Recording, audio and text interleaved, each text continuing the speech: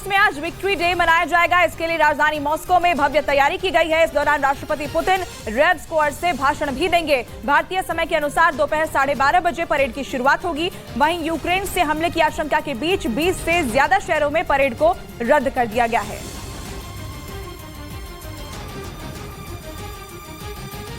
हालांकि पिछले हफ्ते पुतिन के ऑफिस क्रेमलिन पर हुए ड्रोन हमले के बाद रूस अलर्ट पर है। हालात ऐसे हो गए कि युद्ध को देखते हुए 20 से ज्यादा शहरों में परेड को रद्द कर दिया गया है, जो भारतीय समय के अनुसार दोपहर 12:30 बजे होगा। वहीं रूस के राष्ट्रपति व्लादिमीर पुतिन भी इस दौरान केंद्र में होंगे, जिनका भाषण दोपहर 2:30 बजे रेड स्क्वाड से होगा।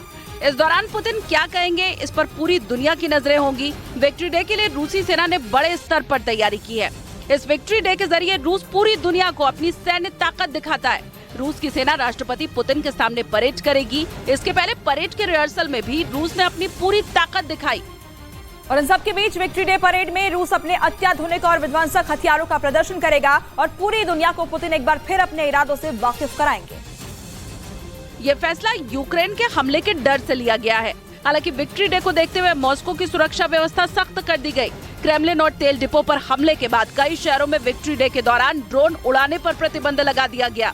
इसके साथ ही पुतिन ने खुद 3 दिन पहले रूस की सुरक्षा परिषद के साथ तैयारियों पर चर्चा की। हालात ऐसे हो गए कि यूक्रेन के हमले के खतरे के चलते मॉस्को में आतंकवाद विरोधी गश्त बढ़ा दी गई और रेड स्क्वायर को 2 सप्ताह के लिए बंद कर दिया गया, ताकि यहाँ होने वाली परेड की सुरक्षा में कोई कमी न रह जाए। रिपोर्ट्स के मुताबिक रूस को चिंता है कि मॉस्को और सेंट पीटर्सबर्ग पर ड्रोन से हमला हो सकता है।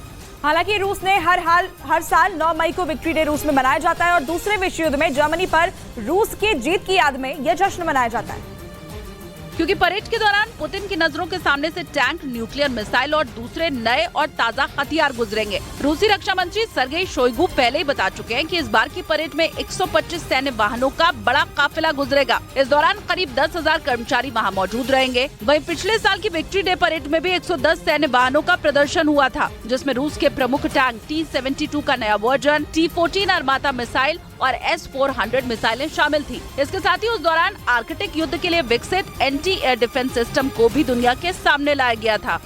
उधर रूस यूक्रेन युद्ध का केंद्र बखमुत बना हुआ है। हालात ऐसे हो गए हैं कि कभी हंसता खेलता शहर अब खंडहर हो गया है।